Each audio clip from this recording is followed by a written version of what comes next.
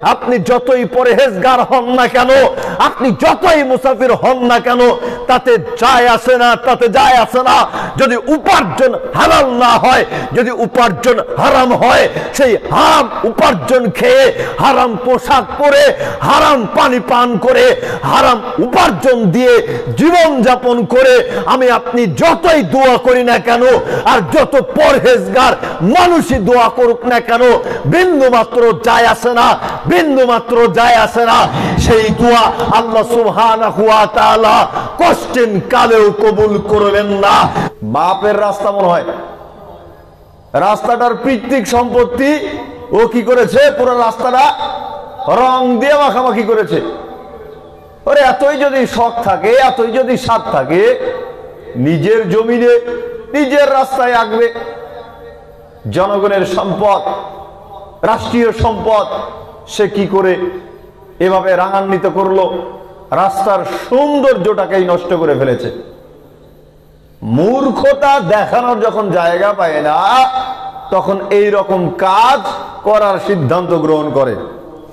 আসসালামু আলাইকুম ওয়া রাহমাতুল্লাহ। ইন্নাল হামদুলিল্লাহ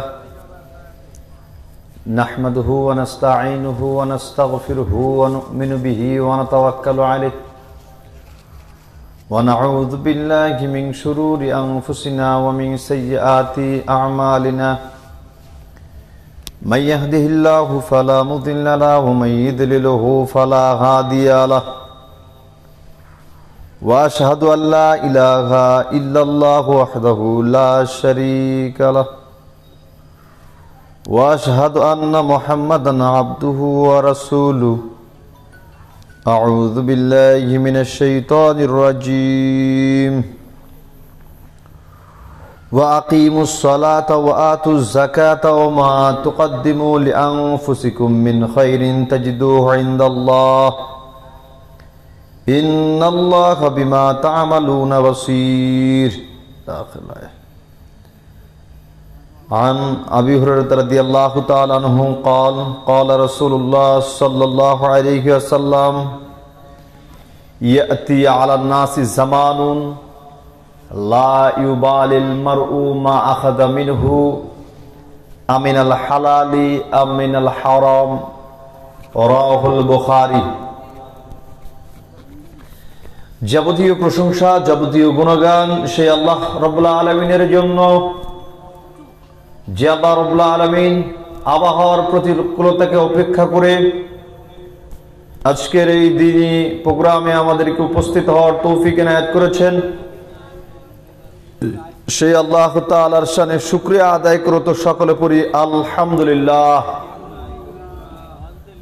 শতকোটি দরুদ ও সালাম বর্ষিত হোক শেষ নবী, সেই নবী যিনি সর্বপ্রথম জান্নাতে প্রবেশ করবেন, সেই নবীর প্রতি দরুদ ও সালাম বর্ষিত হোক, সকলেই পড়ি সাল্লাল্লাহু আলাইহি ওয়াসাল্লাম।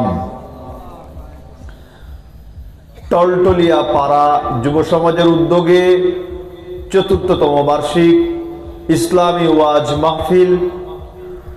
ওয়াজ মাহফিলের সম্মানিত সভাপতি সাহেব, সহ সভাপতি, প্রধান অতিথি, বিশেষ অতিথিবৃন্দ, আমন্ত্রিত ওলামায়ে কেরাম, সামনে উপবিষ্ট সর্বস্তরের শ্রোতা মণ্ডলী, পর্দার অন্তরালে মা ও ভগ্নীগণ, আজকের এই দিনী প্রোগ্রামকে আমরা যেদিক থেকে পেরেছি, যেভাবে পেরেছি, অর্থ দিয়ে, শ্রম দিয়ে, সময় দিয়ে দিনী মাহফিলকে মূল্যায়ন করেছি। আল্লাহ সুবহানাহু ওয়া তাআলা আজকের মাহফিলকে কেন্দ্র করে আমাদের সবাইকে হায়াতে তাইয়্যিবা, শেফায়ে কুল্লিয়া দান করুক, আল্লাহুম্মা আমিন। সংক্ষিপ্ত সময়ে আজকের আলোচনার বিষয়বস্তু যাকাত, এর উপরেই সংক্ষিপ্তভাবে আলোচনার চেষ্টা করব ইনশাআল্লাহুল আজিজ। আলোচনার শুরুতে এখনো যারা এলোপাথারি চলাচল করতেছেন, মাইকের আওয়াজ যতদূর পর্যন্ত যাচ্ছে, সবাইকে উদাত্ত আহ্বান জানাচ্ছি, আপনারা সময় নষ্ট না করে অতি দ্রুত এই রাহমানিয়া সামিয়ানার নিচে এসে বসে যাওয়ার চেষ্টা করুন। একটু বৃষ্টি হয়েছে, এতেই কেমন যেন এই মাহফিলটা প্রাণ হারিয়ে ফেলেছে, শ্রোতা শূন্য হয়ে গিয়েছে। অথচ গতকালকে গিয়েছে পয়লা বৈশাখ, আজকেও আমি জানি না, আপনাদের ভাঙড়া বাজারে আসার পরে উচ্চ কণ্ঠে মাইক বক্স বাজানো শুনতে পেলাম, গান বাজনা বাদ্যযন্ত্র আওয়াজ পেলাম। সেখানে হয়তো এই পহেলা বৈশাখ কেন্দ্রিক অনুষ্ঠান হচ্ছে। যত ঝড়ঝাপটা যাই আসুক না কেন, জাতি পহেলা বৈশাখ পালন করেছে। একেবারে পানির মধ্যে নেমে বৃষ্টির মধ্যে, এই যে কি গরম রোদ, কোনো কিছুই দেখে নাই। পান্তা খাইছে, ইলিশ খাইছে, ইলিশের দামটাও বাড়াই দিছে, জঘন্য কাজের সাথে জড়িয়ে রয়েছিল। আবার কি করেছে কিশোরগঞ্জের মিঠামইন, হাওর 14 কিলোমিটার রাস্তা একেবারে আলপনা দিয়ে আরান্বিত করে ফেলেছে। বাপের রাস্তা মনে হয়, রাস্তাটার পৈতৃক সম্পত্তি। ও কি করেছে, পুরো রাস্তাটা রং দিয়ে মাখামাখি করেছে। ওরে এতই যদি শখ থাকে, এতই যদি স্বাদ থাকে, নিজের জমিনে নিজের রাস্তায় আঁকবে। জনগণের সম্পদ, রাষ্ট্রীয় সম্পদ সে কি করে এভাবে রাঙান্বিত করলো, রাস্তার সৌন্দর্যটাকেই নষ্ট করে ফেলেছে। মূর্খতা দেখানোর যখন জায়গা পায় না, তখন এই রকম কাজ করার সিদ্ধান্ত গ্রহণ করে। ঠিক না ঠিক? রাসূল সাল্লাল্লাহু আলাইহি ওয়াসাল্লাম বলছেন, মান তাশাব্বাহা বিকওমিন ফাহুয়া মিনহুম, যে ব্যক্তি বিজাতীয় সাদৃশ্য অবলম্বন করবে সে ব্যক্তি তাদেরই দলভুক্ত হিসেবে গণ্য হবে। যে ব্যক্তি অন্য কোন জাতির সাদৃশ্য অবলম্বন করবে সে ব্যক্তি তাদেরই দলভুক্ত হিসেবে গণ্য হবে। যে ব্যক্তি হিন্দুদের রীতিনীতি অনুসরণ করবে সে ব্যক্তি তাদেরই দলভুক্ত হিসেবে গণ্য হবে। যে ব্যক্তি খ্রিস্টানদের রীতিনীতি অনুসরণ করবে, অমুসলিমদের রীতিনীতি অনুসরণ করবে, সে ব্যক্তি তাদেরই দলভুক্ত হিসেবে গণ্য হবে। এখন বলেন তো দেখি, আপনিও যেই অপরাধে অপরাধী, আপনিও যেই পাপে পাপী, ঠিক একই পাপে পাপী একজন অমুসলিম। একজন অমুসলিম যেই অপরাধে অপরাধী, ঠিক একই অপরাধে আপনিও অপরাধী। এখন আপনি বলেন তো দেখি, তাহলে জান্নাতে যদি দুইজনকে দিতে চাওয়া হয়, জান্নাতে যদি বলা হয়, আপনাকে যদি প্রশ্ন করা হয় যে ভাই সাহেব এই দুইজনের মধ্যে জান্নাতে কে যাবে, তখন আপনি বলবেন যে ব্যক্তি মুসলমান সেই ব্যক্তি জান্নাতে যাবে। কারণ ও তো হিন্দু, ও তো অমুসলিম, ও তো মুশরিক, ও তো খ্রিস্টান। আপনি বলবেন যে না, তাদের জান্নাতে যাওয়ার কোনো সম্ভাবনা নাই, জান্নাতে গেলে মুসলমানই যাবে। আশ্চর্য ব্যাপার, আপনি জান্নাতটাকে পৈতৃক সম্পত্তি মনে করে নিলেন। যেই অপরাধ আপনি করলেন, যেই পাপটা আপনি করলেন, একই পাপ হিন্দু করেছে, একই পাপ খ্রিস্টান করেছে, একই পাপ অমুসলিম করেছে।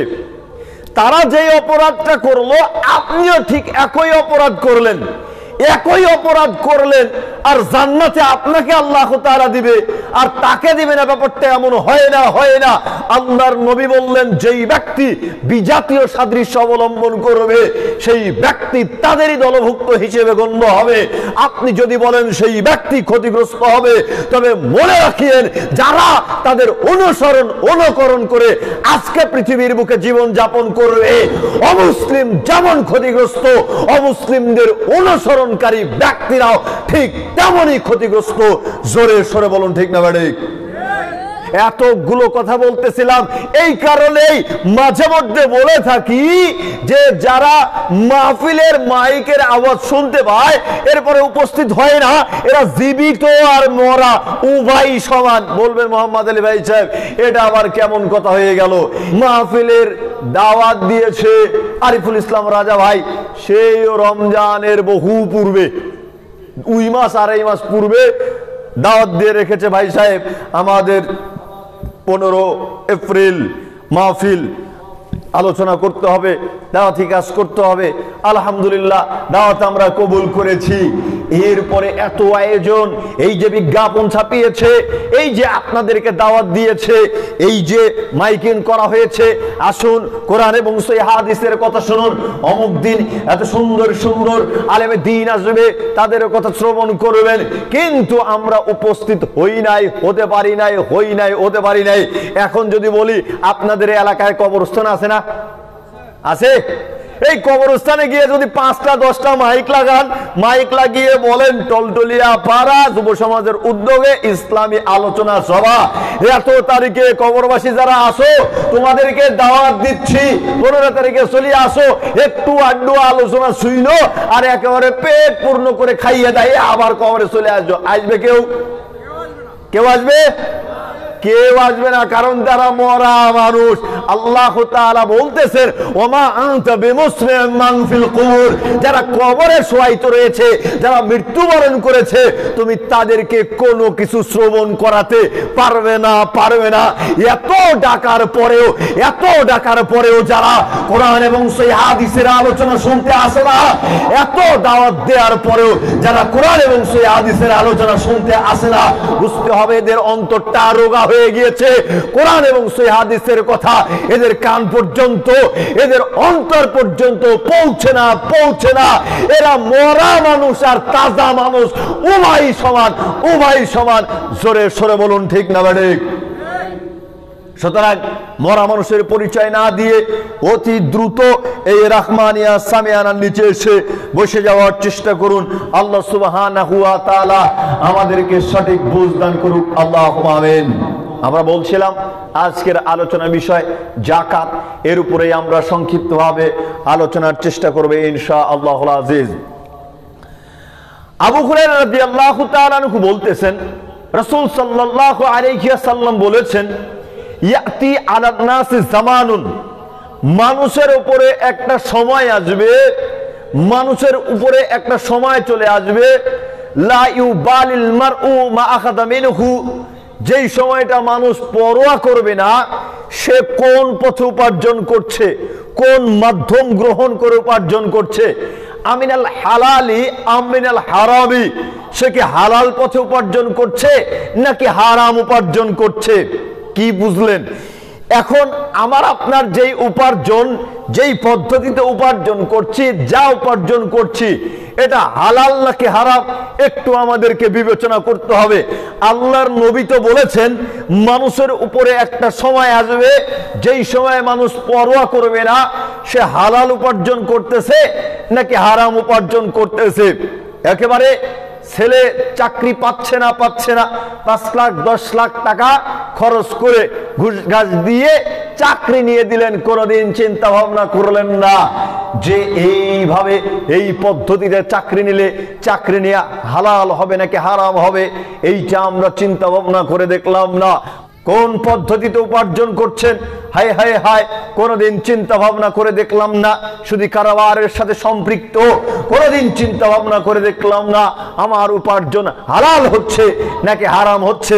মানুষকে ধোঁকা দিয়ে উপার্জন করছেন, কোনোদিন চিন্তা ভাবনা করে দেখলাম না আমার আপনার উপার্জন হালাল হচ্ছে নাকি হারাম হচ্ছে।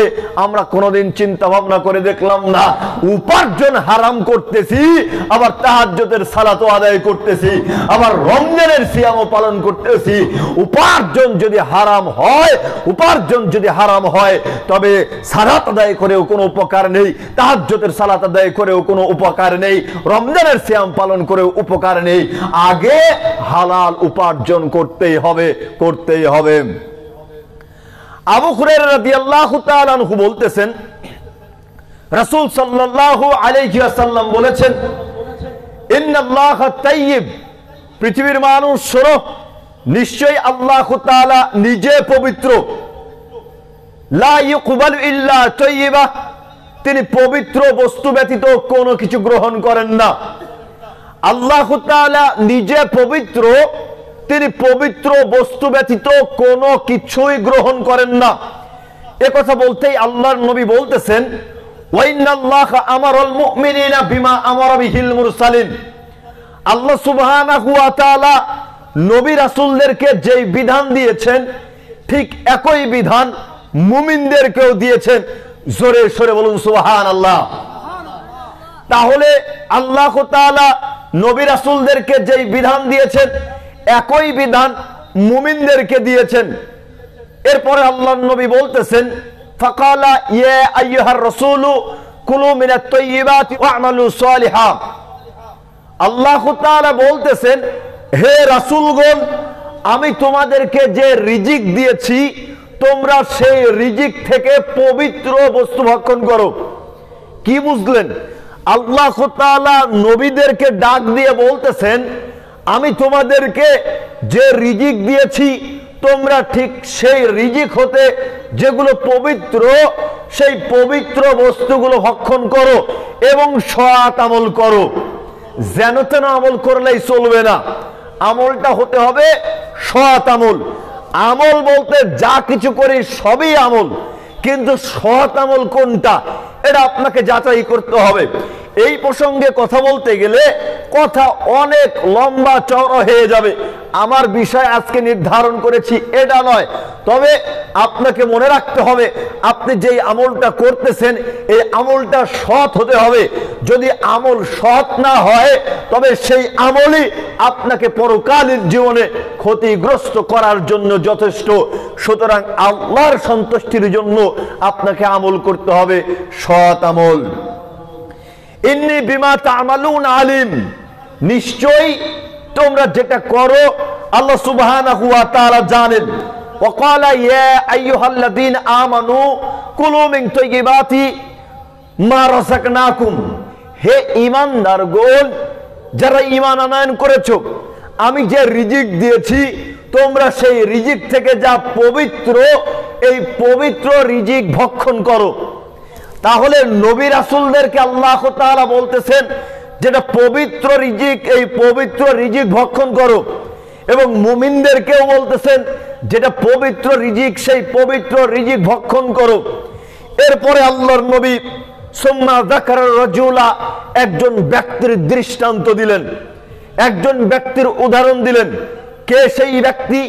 ইউতিলুস সাফারা আশআসা আকবারা ইয়ামুদ্দু ইয়াদাইহি ইলাস সামাই, যেই ব্যক্তি দীর্ঘ সফর করেছে, ক্লান্ত, জীর্ণ শীর্ণ, শরীরটা ধুলাবালি যুক্ত, চেহারা মলিন হয়ে রয়েছে, অর্থাৎ মুসাফির ব্যক্তি। আল্লাহর নবী মুসাফির ব্যক্তির দৃষ্টান্ত দিচ্ছেন। আপনি কি বুঝতে পেরেছেন কেন আল্লাহর নবী মুসাফির ব্যক্তির দৃষ্টান্ত দিচ্ছেন? মুসাফির ব্যক্তি যখন দোয়া করে, দোয়া করার সঙ্গে সঙ্গে আল্লাহ সুবহানাহু ওয়া তাআলা মুসাফির ব্যক্তির দোয়াকে কবুল করে নেন। জোরে সোরে বলুন সুবহানাল্লাহ। তাহলে মুসাফির ব্যক্তি দোয়া করার সঙ্গে সঙ্গে আল্লাহ সুবহানাহু ওয়া তাআলা তার দোয়াকে কবুল করে নেন। মুসাফির ব্যক্তি যখন দোয়া করে এই মুসাফির ব্যক্তি এবং আল্লাহ সুবহানাহু ওয়া তাআলার মাঝখানে কোনো পর্দাই থাকে না। আর আল্লাহর নবী এই মুসাফিরের দৃষ্টান্ত দিচ্ছেন। একেবারে জীর্ণ শীর্ণ, দীর্ঘ সফর করে ক্লান্ত, চেহারা ধুলাবালি যুক্ত, বিপদগ্রস্ত হয়েছে, ক্ষতিগ্রস্ত হয়েছে, তাই তো দুই হাত আসমানের দিকে উত্তোলন করে বলছে ইয়া রাব্বি ইয়া রাব্বি, হে আমার প্রতিপালক আমি ক্ষতিগ্রস্ত হয়েছি, আমি তো মুসাফির মানুষ, আমাকে ক্ষতি থেকে উদ্ধার করো, আমাকে বিপদ থেকে উদ্ধার করো। আল্লাহর নবী এবারে বলতেছেন ওমাতামুহু হারামুন, কিন্তু তো তার খাদ্য হারাম, ওমাশরাবুহু হারামুন, তার তো পানি হারাম, ওমালবাসুহু হারামুন, তার তো পোশাক হারাম, ওহুদিয়া বিল হারাম, তার উপার্জন হারাম, ফান্না ইস্তাজাবু লিযালিকা, তার দোয়া কিভাবে কবুল হয়? আপনি যতই পরহেজগার হন না কেন, আপনি যতই মুসাফির হন না কেন, তাতে যায় আসে না, তাতে যায় আসে না। যদি উপার্জন হালাল না হয়, যদি উপার্জন হারাম হয়, সেই হারাম উপার্জন খেয়ে, হারাম পোশাক পরে, হারাম পানি পান করে, হারাম উপার্জন দিয়ে জীবন জীবন যাপন করে আমি আপনি যতই দোয়া করি না কেন, আর যত পরহেজগার মানুষই দোয়া করুক না কেন, বিন্দু মাত্র যায় আসে না, বিন্দু মাত্র যায় আসে না। সেই দোয়া আল্লাহ সুবহানাহু ওয়া তাআলা কষ্টেন কালেও কবুল করবেন না, কষ্টেন কালেও কবুল করবেন না। সুতরাং সবাইকে উচিত হচ্ছে হালাল উপার্জন ভক্ষণ করা। আল্লাহ সুবহানাহু ওয়া তাআলা আমাদেরকে সঠিক বুঝ দান করুক, আল্লাহুম্মা আমিন। এরপরে দেখেন, আজকে যেই টপিক নিয়ে আলোচনা শুরু করেছি, এখন যে হাদিসটি বলবো, এই হাদিসটি অনুসরণ যদি করেন তবে আজকের এই মাহফিলই সার্থক, আজকের এই আলোচনাই সার্থক। আজকে এই যে সময় ব্যয় করে বসেছেন, এই হাদিস যদি আপনি মেনে চলেন, এই হাদিস যদি আপনি স্মরণ রাখার চেষ্টা করেন মরার আগ পর্যন্ত, তবে আজকের এই মাহফিল সার্থক। আবু বকর রাদিয়াল্লাহু তাআলা আনহু বলতেছেন, আল্লাহর নবী বলেছেন, লা ইয়াদখুলুল জান্নাতা জাসাদুন হুদিয়া বিল হারাম। যেই শরীর হারাম খাদ্য খেয়ে গঠিত হয়েছে, যেই শরীর হারাম উপার্জন খেয়ে গঠিত হয়েছে, এই শরীর জান্নাতে প্রবেশ করবে না। জোরে সরে বলুন নাউজুবিল্লাহ। আর কোন হাদিস বলার প্রয়োজন আছে? যদি আমরা এই হাদিসটা মেনে চলি আর কোন আলোচনার প্রয়োজন হয় না। যদি একটা হাদিস মেনে চলি, যুক্তি তর্ক যত আছে সমস্ত যুক্তি তর্কের মুখকে বন্ধ করে দিচ্ছে এই হাদিস। আল্লাহর নবী বলেছেন, যে এই ব্যক্তি হারাম খাদ্য খেয়ে শরীরকে গঠিত করেছে, এই ব্যক্তি জান্নাতে প্রবেশ করবে না, এই ব্যক্তি জান্নাতে প্রবেশ করবে না। এখন চিন্তা করেন, যারা নেশাদ্রব্য পানকারী আছেন এদের পরিস্থিতি কি অবস্থা? যারা নেশাদ্রব্য পান করে এদের পরিস্থিতি কি? হায় রে হায়, নেশাদ্রব্য পান করে আবার যুক্তি তর্ক মারে, টয়লেটের মধ্যে বসেও এই জঘন্য নেশাদ্রব্য পান করে, ধূমপান করে। কি যে পরিস্থিতি, কি যে লজ্জাজনক পরিস্থিতি।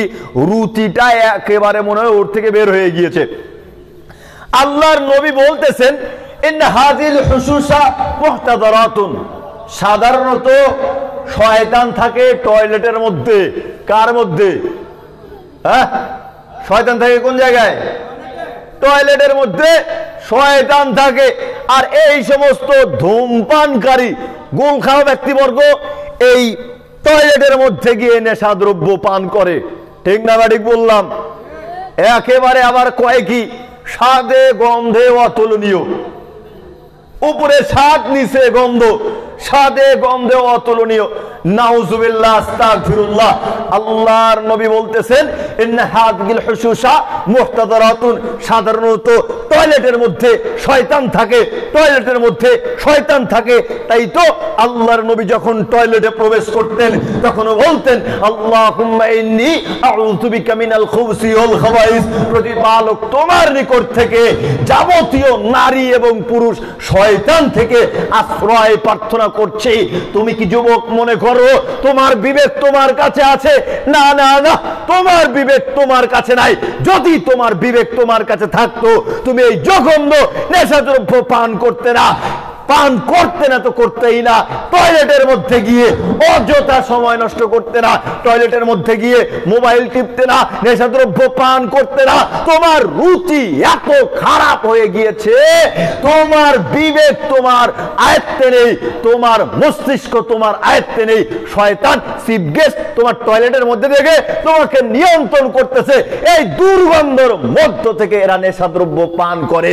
এরা টয়লেটের মধ্য থেকে যেমন নেশাদ্রব্য পান করে, ঠিক মুখ দিয়ে এই টয়লেটের চাইতে নিকৃষ্ট জঘন্য দুর্গন্ধ বের হয়। জোরে সরে বলুন ঠিক না ঠিক? হায় হায় হায়, কি পরিস্থিতি। ওই যে মাঝে মধ্যে বলে থাকি, চা খায় না শিয়াল, কুত্তা, বিলাই, বানরে, তা খায় আমগের মানুষ জাতি, তা খায় মসজিদের ইমাম সাহেব হুজুরে। হায় হায় হায়, কি পরিস্থিতি।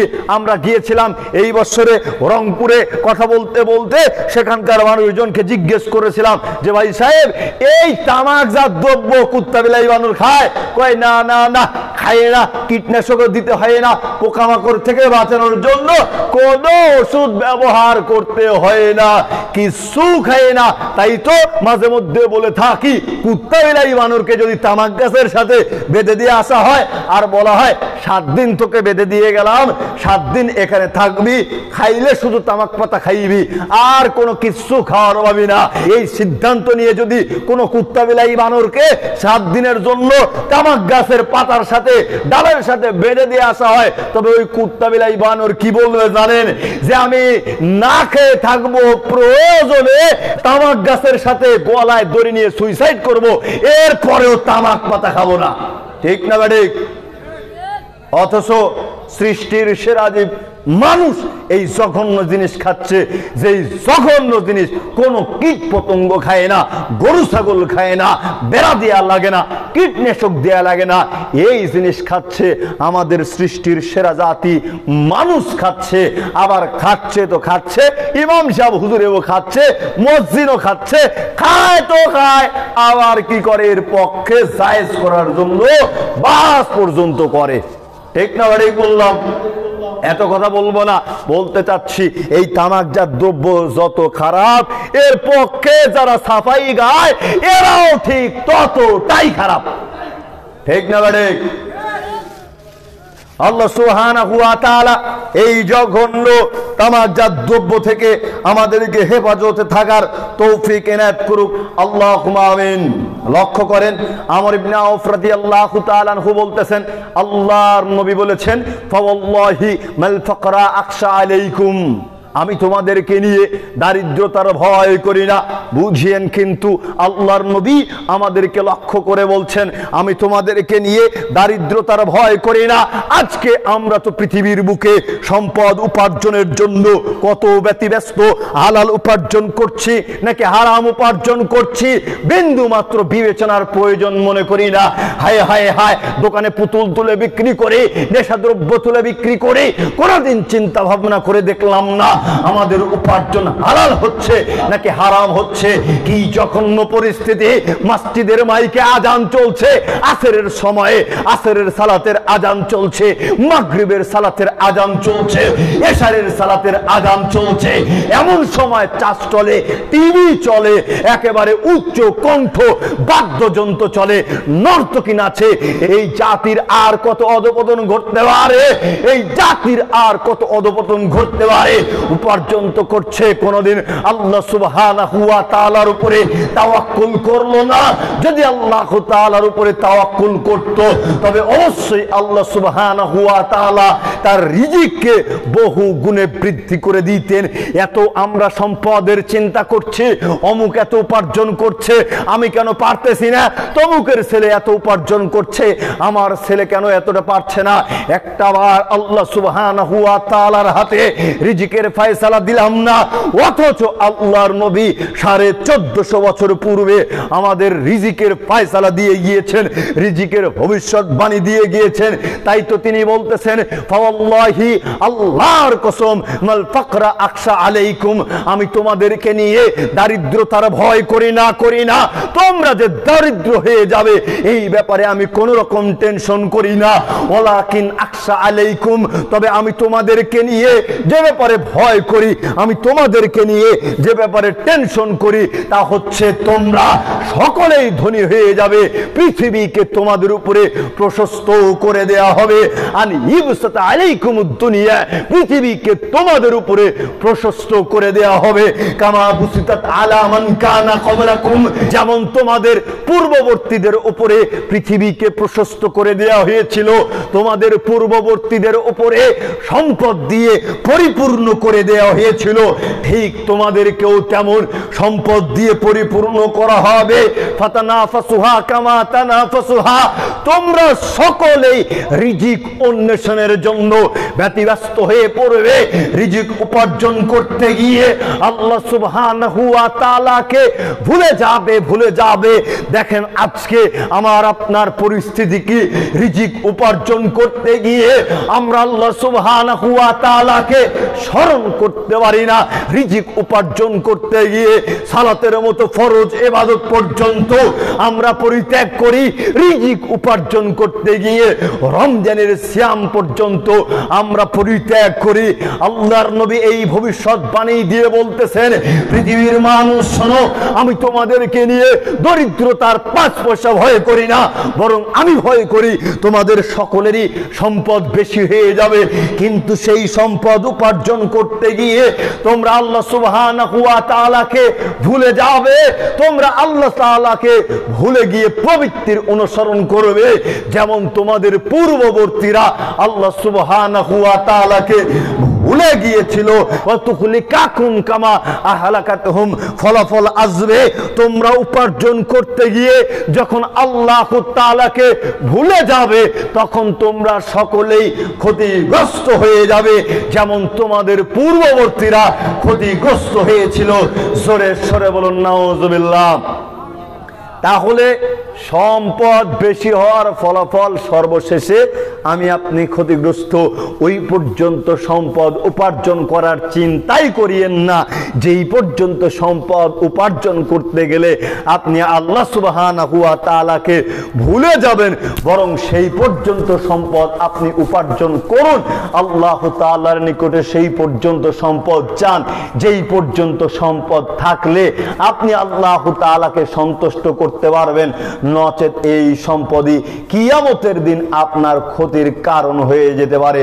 আল্লাহ সুবহানাহু ওয়া তাআলা আমাদেরকে সঠিক বুঝ দান করুক, আল্লাহুম্মা আমিন। এবারে আসি মূল আলোচনায়। আল্লাহ তাআলা বলতেছেন, ওয়াকিমুস সালাতা ওয়া আতুজ যাকাতা, তোমরা সালাত আদায় করো, যাকাত প্রদান করো।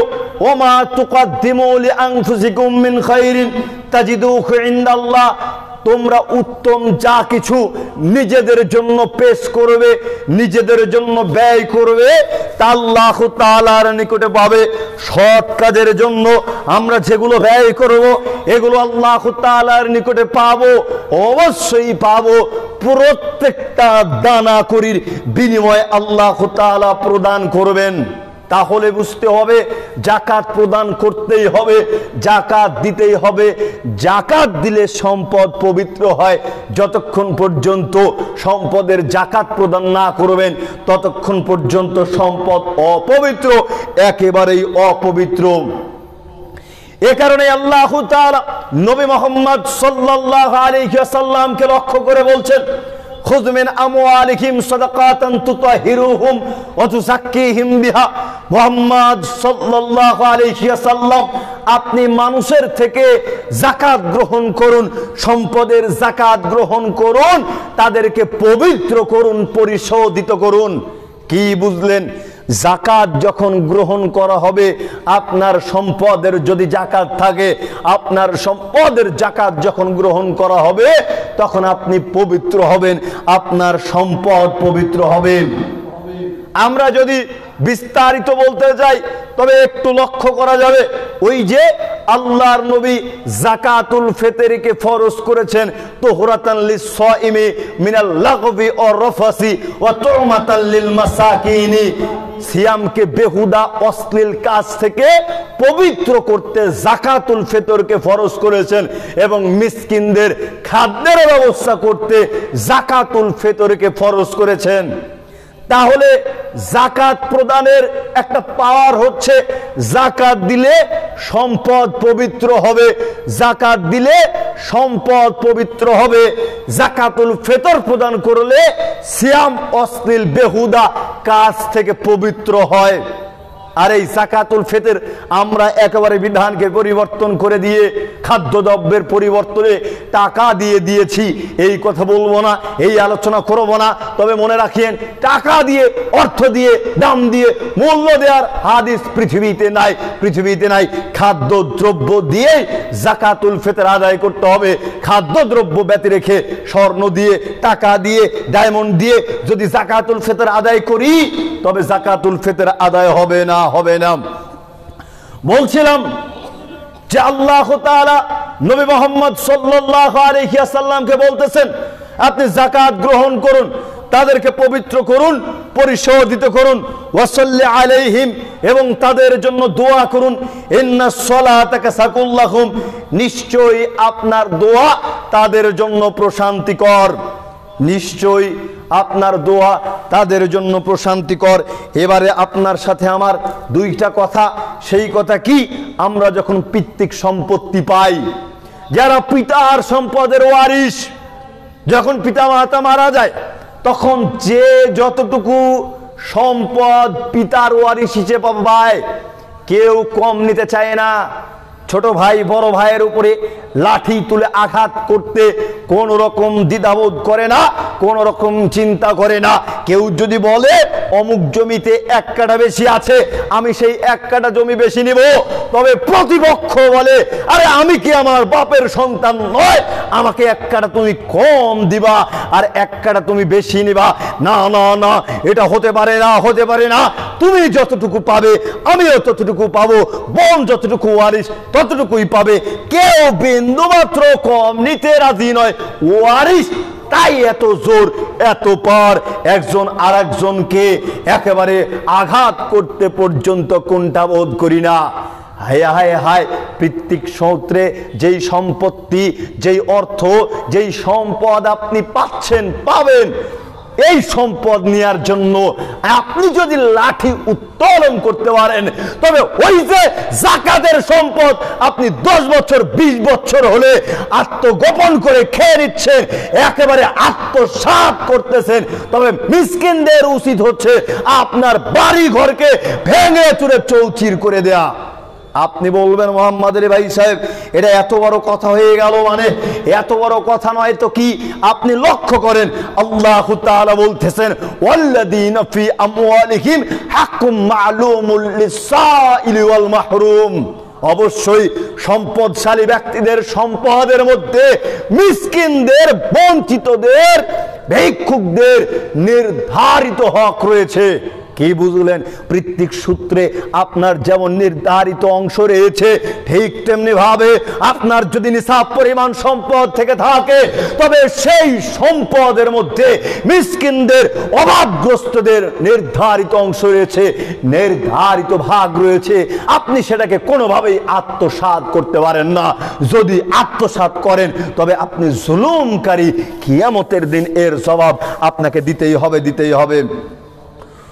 অন্যত্র আল্লাহ তাআলা বলতেছেন, ওয়াতু হাক্কাহু ইয়াওমা হাসাদি, তোমরা যেই দিন ফসল উঠাবে সেই দিন মিসকিনদের হককে তাদের প্রদান করো।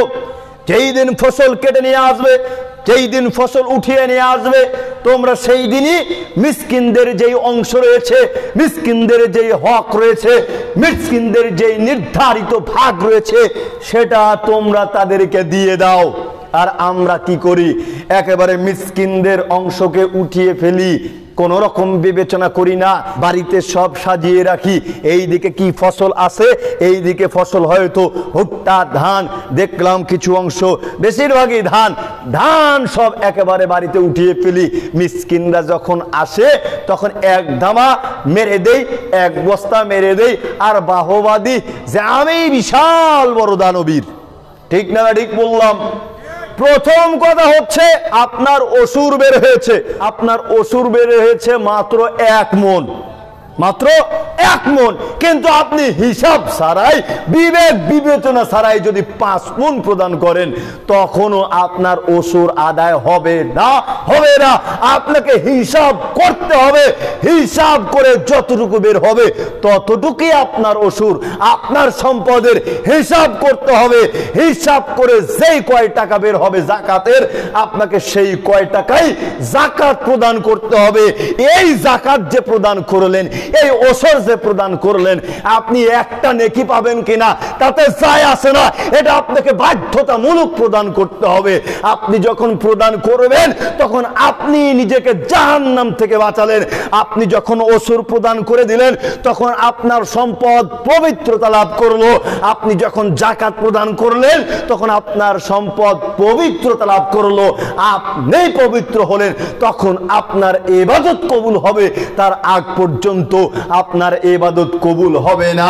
এখন বলবেন মোহাম্মদ আলী ভাই সাহেব 10,000 মণ ধান পাই, এইটার কি কেজি দিয়ে মেপে অসুর বের করা সম্ভব?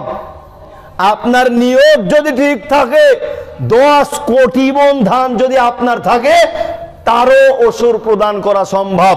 ওই যে মাঝে মধ্যে বলে থাকি, মনে করেন যে আপনার 20 মণ ধান হয়েছে, আপনি 20 মণ ওজন করলেন, 19 মণকে আলাদা করলেন, 1 মণকে আলাদা করে দিলেন, এইটা জাকাতের অংশ। বলবেন না না না, এভাবে হিসাব করা সম্ভব নয়, আমার ধান অনেক বেশি। ওই যে আপনি 20টা ট্রাক লোড করবেন, 20টা ট্রাক লোড করার পরে একটা ট্রাককে ভিন্ন করে দিবেন, এটা মিসকিনদের অংশ, আর এই 19 ট্রাক আপনার অংশ। বলবেন না, এভাবে হচ্ছে না, আমার 20 ঘর ধান। আমি আপনাকে বলবো, ওই যে আপনি 20 ঘর ধান বুক করেন, 1 ঘর ধানকে মিসকিনদের জন্য দিয়ে দেন, বাকি 19 ঘর ধান আপনার আপনার আপনার হয়ে গেল। এরপরে কিছু ডাহা মিথ্যুক টাটকা শয়তান আছে, তারা কি করে, একেবারে জাকাত বের হয়েছে 100 মণ, আর মিসকিনরা যখন আসে তখন মিসকিনদেরকে এক ধামা এক গাপলা দিয়ে দেয়। মিসকিনরা চিন্তা করে, হায় হায় হায়, কত বড় দানবীর আমাকে দিয়ে দিল 5 কেজি ধান, 10 কেজি ধান। কিন্তু মিসকিন তো বুঝতে পারেনি ওকে কত বড় ধোঁকা দিয়েছে। ও যদি প্রকৃত পক্ষে ওসর আদায় করত, তবে ওই মিসকিন সেখান থেকে ধান নিয়ে যেতে পারত না, সে যতটুকু পেত। মানে জাকাতের অংশ দিচ্ছে দানবীর সেজে, মিসকিনদের সাথে তামাশা করতেছে। এরপরে কিছু ভণ্ড, কিছু শয়তান, কিছু প্রতারক কি করে, রমজান মাসে জাকাতের হিসাব করে 2 লাখ 5 লাখ টাকা যখন জাকাত বের হয়, অর্থ প্রদান না করে আপনার ভাঙ্গুরা বাজারেতে গিয়ে অথবা পাবনা শহরে গিয়ে খোঁজে কোন দোকানে লেখা আছে এখানে জাকাতের শাড়ি পাওয়া যায়, জাকাতের লুঙ্গি পাওয়া যায়। মানে জাকাতের শাড়ি, লুঙ্গি, মশারি এই গ্রহ থেকে তৈরি হয়নি, আর এক গ্রহ থেকে তৈরি হয়েছে। এই কারণে দোকানে বড় বড় করে লিখে রাখতে হবে, এই বেটা যার জাকাত আছে, এই জাকাত বের করেছে। জাকাত বের করার পরে এই শাড়ি মশারি লুঙ্গি কিনে নিয়ে এসে মাইকিং করে প্রচার করতেছে, অমুক খানে অমুক দিন অমুক দানবীর এটা প্রদান করবে, সেটা প্রদান করবে। এরপরে সেই শাড়ি লুঙ্গি দেয়, 3 দিন পরার পরে ফুটো হয়ে যায়, ওটা পড়তে পারে না, ওটা ব্যবহার করতে পারে না। এগুলো মিসকিনদের সাথে প্রতারণা করা ছাড়া, মিসকিনদের সাথে ফাজলামি করা ছাড়া, মিসকিনদের সাথে হককারিতা করা ছাড়া আর কিছুই নয়। জোরে সরে বলুন ঠিক না বেড়ে?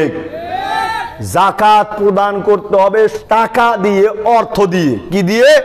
জাকাত প্রদান করতে হবে অর্থ দিয়ে। আর জাকাতুল ফিতর প্রদান করতে হবে কি দিয়ে বলুন তো দেখি? খাদ্য দ্রব্য দিয়ে।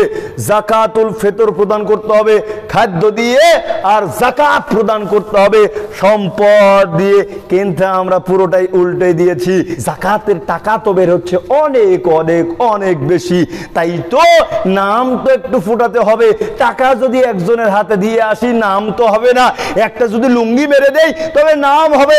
ওই নাম নেয়ার চিন্তা করে না, জাকাতুল ফিতর দেওয়ার সময় চিন্তা করে তখন দিয়ে দেই 200-250 টাকা, ঝামেলা মিটে গেল। নাউজুবিল্লাহ, আস্তাগফিরুল্লাহ। আল্লাহর পক্ষ থেকে জাকাতুল ফিতর ফরজ বিধান, খাদ্য দ্রব্য দিয়েই দিতে হবে, কলম ধরা চলবে না। আমি আপনি এখন যদি কলম ধরে বিধান পরিবর্তন করতে চাই তবে ঈমান থাকবে না, ঈমান থাকবে না। বিধান আল্লাহর পক্ষ থেকে যেভাবে এসেছে সেভাবেই পালন করতে হবে। যদি ব্যঙ্গ করি, যদি বিদ্রুপ করি তবে ঈমান থাকবে না, ঈমান থাকবে না। আল্লাহ সুবহানাহু ওয়া তাআলা আমাদেরকে সঠিক বুঝ দান করুক, আল্লাহুম্মা আমিন। এরপরে কি কাজ করি? যেই বা 2-4 জন ফসলের অসুর দিয়ে থাকি, অসুর দিয়ে থাকি, যেই জমিটার ধান খারাপ হয়েছে সেই জমিটার ক্ষেত্রে কিষানদেরকে বলে দিয়ে দিই, এই কিষানেরা, কামলা চাষিরা, তোমরা আমার এই জমিনের ধানকে আলাদা করিয়ে রাখো, এটা অসুর হিসেবে দিয়ে দিব। যেই জমির ধান খারাপ বেশি, সিটা বেশি, মরা বেশি, এই জমির ধান দিয়ে ওসর আদায় করি। হায় হায় হায়, কি আফসোস, কি পরিণতি! দেখেন আল্লাহ তাআলা বলতেছেন, ইয়া আইয়ুহাল্লাযীনা আমানু আনফিকু মিন তাইয়্যিবাতি মা কাসাবতুম ওয়া মিম্মা আখরাজনা লাকুম মিনাল আরদ। যারা এই সমস্ত কুচক্রী রয়েছে, যারা এই সমস্ত কুচিন্তা করে আল্লাহ তাআলা এদের ষড়যন্ত্রকে ধরে ফেলে দিয়ে প্রথমতেই হুঁশিয়ারি বাক্য শুনিয়ে দিলেন, তোমরা যা কিছু উপার্জন করো আর আমি জমিন থেকে তোমাদের জন্য যা কিছু উৎপাদন করে দেই তা থেকে তোমরা উৎকৃষ্ট মানের ভালো মানের ব্যয় করো। ওয়ালা তায়াম্মামুল খাবিসা, সাবধান সাবধান, কখনোই নিকৃষ্ট খারাপ মানের ব্যয় করার চিন্তাও করিও না। মিনহু তুনফিকুনা ওয়ালাস্তুম বিআখিদিহি ইল্লা আন তুগমিদু ফি, তোমরা তো কখনো খারাপটা গ্রহণ করো না, চক্ষু যতদিন পর্যন্ত তোমাদের ভালো থাকে তোমরা তো খারাপটা কেউ গ্রহণ করো না, অথচ খারাপটা নিকৃষ্ট মানেরটা মানুষদেরকে দিয়ে দাও। তাই তো মাঝে মধ্যে বলি, যেই টাকা অচল দোকানেও নেই না, মিসকিনদেরকে দিলেও নেই না। বাচ্চাকে দিয়েছি চকলেট খাওয়ার জন্য, দোকানে কিছু কেনার জন্য, দোকানদার সাহেব যখন দেখলো এ টাকা নাই একেবারে সেরা, যা তোর মাকে বলে গা টাকাটা পরিবর্তন করে দিতে, এই টাকা চলবে না। যেই টাকা কোথাও চলে না, এই বেকুবেরা সেই টাকা মসজিদের কৌটার মধ্যে ফেলে। ঠিক না বাড়ি বললাম? এই টাকা মসজিদের কৌটার মধ্যে ফেলে, আল্লাহর সাথে এরা ফাজলামি হটকারিতা ছাড়া আর কিছুই করে না। বেটা তুমি যেটা চালাতেই পারবে না সেই টাকা সেই সম্পদ মসজিদের মধ্যে তুমি দাও কি করে? এই হটকারিতার জবাব তোমাকে দিতেই হবে, দিতেই হবে। যেই জায়গায় পয়সা চলে না, দোকানদার পয়সা চলে না, এখনো কি করে মসজিদের কৌটায় একেবারে পয়সা দিয়ে পরিপূর্ণ হয়, সেই মসজিদ কমিটির কি না কষ্ট হয় এই আধুনিক খুচরা টাকা নোট করতে। জবাব তো আপনাকে দিতেই হবে, আপনাকে হিসেব করেই জীবনযাপন করতে হবে। এরপরে এক শ্রেণীর ফতুয়াবাজ, সিটিংবাজ, আত্মসাৎকারী ব্যক্তিরা রয়েছে। তারা কি বলতেছে? ব্যবহার করা স্বর্ণ অলংকারের যাকাত দিতে হবে না। বলে কিনা যে যেই স্বর্ণ অলংকার ব্যবহার করা হয় এই স্বর্ণ অলংকারের যাকাত প্রদান করতে হবে না। তো বাংলাদেশে মনে হয় স্বর্ণ অলংকার ব্যবসায়ী সব, কেউ ব্যবহার করে না, সব বাক্স বাক্স বন্দি করে রেখে দিয়েছে। ফতুয়া একেবারে নিজের জন্য নিজে বানিয়ে নিয়েছে। 10 ভরি স্বর্ণের গয়না আছে, বছরে 10 জোড়া 10 দিন পরে, আর যুক্তি মেরে দেয় এই যে বছরে তো আমি একদিন হলেও পড়েছি, সুতরাং এর যাকাত আমাকে প্রদান করতে হবে না। নাউজুবিল্লাহ বলবেন না? দেখেন আল্লাহ তাআলা বলতেছেন, ওয়াল্লাযীনা ইয়াকনিজুনা আয-যাহাবা ওয়াল ফিজ্জাতা ওয়া লা ইউনফিকুনাহা ফী সাবিলিল্লাহ, যারা স্বর্ণ অলংকার কৃপণতার পথ অবলম্বন করে জমিয়ে রাখে, স্বর্ণ অলংকারের কথা বলা হয়েছে, যারা জমিয়ে রাখে আল্লাহর রাস্তায় ব্যয় করে না, ফাবাশশিরহুম বিআযাবিন আলীম, আল্লাহর পক্ষ থেকে তাদের জন্য কঠিন যন্ত্রণাদায়ক শাস্তির সুসংবাদ আছে। কঠিন যন্ত্রণাদায়ক শাস্তির সুসংবাদ রয়েছে। এরপরে আল্লাহ তাআলা বলতেছেন, ইয়াউমা ইউহমা আলাইহা ফি নারি জাহান্নামা ফাতুকুয়া বিহা জিবাবুহুম ওয়া জুনুবুহুম ওয়া যুহুরুহুম, বিচারের কাঠ গড়ায় এই সমস্ত স্বর্ণ অলংকার গুলোকে, এই সমস্ত রূপ্যগুলোকে তীব্র উত্তপ্ত জাহান্নামের আগুনে হিট দেওয়া হবে, তাপ দেওয়া হবে।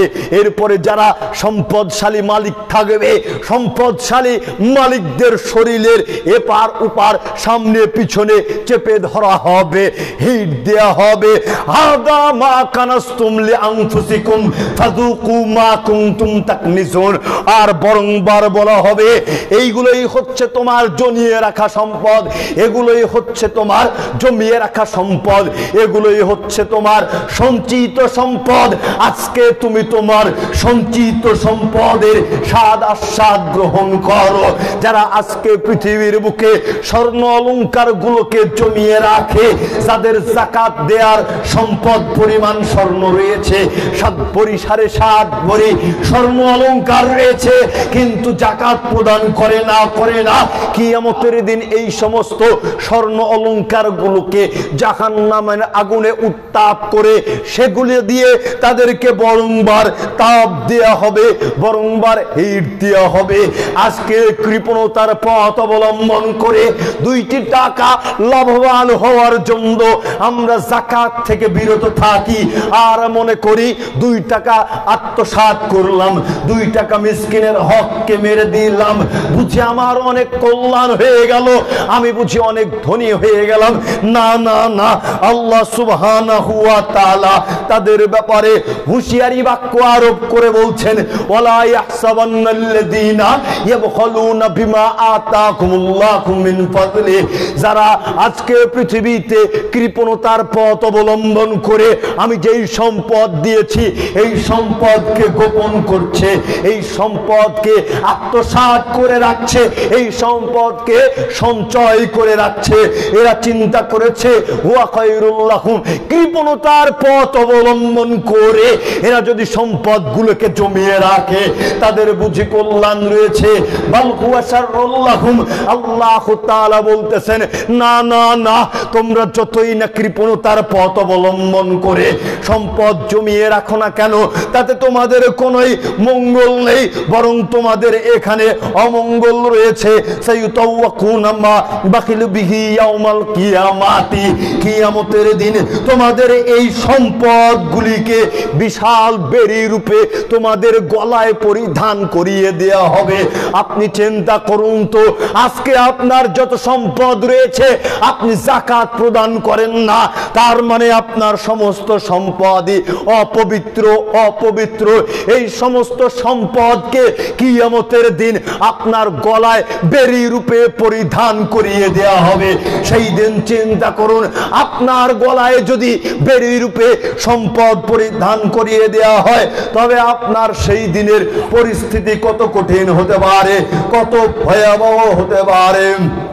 সুতরাং অবশ্যই সবাইকে যাকাত প্রদান করতে হবে, যেটা সম্পদের যাকাত আছে সেই যাকাত প্রদান করতে হবে। যাকাত প্রদান করতে হয় নিজেকে বাঁচানোর জন্য। মিসকিন বড়লোক হলো কি না হলো সেটা মিসকিনের ব্যাপার, সেটা আপনার চিন্তা করার কোনো হিসাব নাই। মাঝে মধ্যে কথার প্রসঙ্গে আমরা বলে থাকি কি, চাচা আপন পান বাসা, যাকাত দিলে নিজেকে নিজে বাঁচানো হচ্ছে। যাকাত যদি সম্পদের আপনি না প্রদান করেন তবে আপনি অপবিত্র, যা করবেন সব অপবিত্র, কোনো ইবাদত আল্লাহ সুবহানাহু ওয়া তাআলা কবুল করবেন না। সুতরাং সবাইকে যাকাত প্রদান করতেই হবে। লক্ষ্য করেন, আবু হুরায়রা রাদিয়াল্লাহু তাআলা আনহু বলছেন, আল্লাহর নবী বলেছেন, মান আতাহুল্লাহু মালান ফালাম ইউআদ্দি যাকাতাহু, যাকে আল্লাহ সুবহানাহু ওয়া তাআলা সম্পদ দান করেছেন, যাকে আল্লাহ তাআলা অনেক অনেক অনেক সম্পদ দান করেছে অথচ সেই ব্যক্তি যাকাত প্রদান করে না, মুসিলালাহু মালুহু ইয়াউমাল কিয়ামাতি, কিয়ামতের দিন এই সম্পদগুলোকে বিরাট একটা সাপে পরিণত করা হবে, বিষধর একটা সাপে পরিণত করা হবে। আকরা লাহু যাবিবাতানি ইউতাওয়াকুহু ইয়াউমাল কিয়ামাতি, কিয়ামতের দিন এই বিষধর বিশাল সাপকে সম্পদশালী ব্যক্তির গলায় পেঁচিয়ে দেওয়া হবে। সুম্মা ইয়াখুযুহু বিলিহজিমাতাইহি ইয়ানি বিশিদকাইহি, অতঃপর সেই বিশাল বিষধর সাপ সম্পদশালী ব্যক্তিকে সবল দিতে থাকবে, মুখে সবল দিবে, শরীরের এই পাশে সবল দিবে, চলের ওই পাশে সবল দিবে। সুম্মা ইয়াকুলু আনা মালুকা আনা কানজুকা, আর এই বিষধর সাপ বলতে থাকবে, আমি তোমার সঞ্চিত সম্পদ, আমি তোমার জমিয়ে রাখা সম্পদ। আপনি আপনার সম্পদের যদি যাকাত প্রদান না করে থাকেন তবে সেই সম্পদকে বিশাল বড় বিষধর সাপে পরিণত করা হবে, আর সেই সাপ আপনাকে সবল মারতে থাকবে আর বলতে থাকবে, ও আমার মালিক, তুমিই তো আমাকে পৃথিবীতে খুব সুন্দর করে যত্ন করে রেখেছিলে, মিসকিনদের হক মেরে দিয়েছিলে, ফকিন্নির বাচ্চার চাইতেও ফকিন্নি সেজে ফকিন্নিদের সম্পদকে তুমি ভক্ষণ করেছিলে, আত্মসাৎ করেছিলে। তোমার সেই আত্মসাৎ করা জমিয়ে রাখা সম্পদ আমি আজকে, তুমি আমার স্বাদ গ্রহণ করো। জোরে সরে বলুন নাউজুবিল্লাহ। আর একটা হাদিস লক্ষ্য করেন, আবু যার রাদিয়াল্লাহু তাআলা আনহু বলছেন, আল্লাহর নবী বলেছেন, মা মিন রাজুলিন ইয়াকুনু লাহু ইবুলুন আও বাকারুন আও গানামুন, যেই ব্যক্তি উট গরু ছাগলের যাকাত প্রদান করে না, এই তো ভাঙ্গুরা, এই তো বাগাবাড়ি, এই তো শাহাদাতপুর, এই দিকে অনেক মানুষ গরু ছাগল প্রতিপালন করে, 20টা 30টা 40টা 50টা 100 200 এমন গরু ছাগল পালন করে। হায় হায় হায়, গরু ছাগল তো পালন করে ঠিকই, গল্প উঠলে কি যে গল্প মেরে দেয়, আমার 100টা আছে, আমার 30টা আছে, আমার 50টা আছে, খুব গল্প দিতে পারে। কিন্তু যদি জিজ্ঞেস করা হয়, আরে ও বাবাজি, বুঝলাম 100টা তো গরু আছে, আপনি কি সেই গরুর যাকাত দিয়েছেন, ওসর দিয়েছেন, সেই গরুর যাকাত প্রদান করেছেন? তখন বাবাজির মুখটা একেবারে চুনো পুটির মতো, বিড়ালের মতন হয়ে যায়। ঠিক না ঠিক? মানে যাকাত প্রদান করেনি। আল্লাহর নবী বলতেছেন, মা মিন রাজুলিন ইয়াকুনু লাহু ইবলুন আও বাকারুন আও গানামুন, যেই ব্যক্তি উট গরু ছাগলের যাকাত প্রদান করে না, লা ইউআদ্দি হাক্কাহা ইল্লা আতা বিহা ইয়াউমাল কিয়ামাতি, কিয়ামতের দিন এই উট গরু ছাগল ভেড়াগুলোকে হিষ্ট পুষ্ট মোটা তাজা করে উপস্থিত করা হবে। আযমু মা ইয়াকুনু ওয়াসমানাহু তাতাউহু বিআকফাফিহা ওয়া তানতিহুহু বিকুরুনিহা, এই মোটা তাজা উট গরু ছাগল গুলো মালিকের শিং দিয়ে গুতাতে থাকবে, পা দিয়ে পিষতে থাকবে। কুল্লামা জাযাত উখরাহা রুদ্দাত আলাইহি উলাহা, একদল যখন পা দিয়ে পিষতে পিষতে চলে যাবে, একদল যখন শিং দিয়ে গুতাতে গুতাতে চলে যাবে, তখন অপর দল আসবে, অপর দলও ঠিক শিং দিয়ে গুতাবে আর পা দিয়ে পিষতে থাকবে।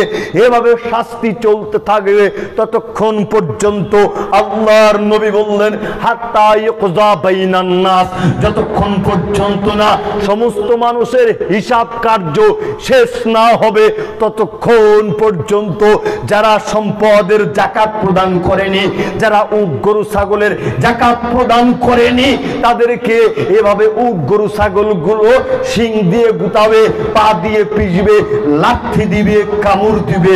জোরে সরে বলুন নাউজুবিল্লাহ। আজকে আমাদের সেই পরিস্থিতি, বলবেন মোহাম্মদ আলী ভাই সাহেব, যাকাত প্রদান আমরা করব, আমরা মিসকিনের হকের কথা বলতেছেন, চান্স যদি পাই বাংলাদেশকেই বিক্রি করে দিব, চান্স যদি পাই গোরস্থানের দায়িত্বে আছি, কবরস্থানের দায়িত্ব আছি, কবরস্থানটাকে বিক্রি করে দিব। নাউজুবিল্লাহ বলবেন না? আজকে আমাদের যারা দায়িত্বশীল রয়েছে, আমি অন্যের কথা বাদিয়ে দিলাম, ধর্মীয় প্রতিষ্ঠান যেগুলো রয়েছে, ধর্মীয় প্রতিষ্ঠানের ব্যাপারে কথা শুনলেই অনেক সময় একেবারে আত্মা আটকে উঠে। মসজিদের, কবরস্থানের, ঈদগাহ মাঠের, লাইব্রেরির, ধর্মীয় মাহফিলের বিভিন্ন সময় দায়িত্বশীলদের নিকটে যখন অর্থ সম্পদ গচ্ছিত থাকে, দায়িত্বশীলদের নিকট থেকে যখন দায়িত্ব বুঝিয়ে চাওয়া যায়, তখন 900 বুঝ দিয়ে হিসাবে বসতে চায় না। ঠিক না ঠিক বললাম? হিসাবে বসতে চায় না, চিন্তা করে হায় হায় হায়, মসজিদের 10 লক্ষ টাকা জমা আছে, এই 10 লাখ টাকা কার হাতে দিব? আমি বেটা একেবারে দেখি আত্মসাৎ করতে পারি না, 2 লাখ মেরে দিতে পারি কিনা, 5 লাখ মেরে দিতে পারি কিনা, এই রকম চিন্তা ভাবনা আমাদের রয়েছে। হায় হায় হায়, কি পরিস্থিতি, কি পরিস্থিতি! আপনি লক্ষ্য করেন, আলী ইবনে উমাইর রাদিয়াল্লাহু তাআলা আনহু বলতেছেন, আল্লাহর নবী বলেছেন, মান ইস্তামাল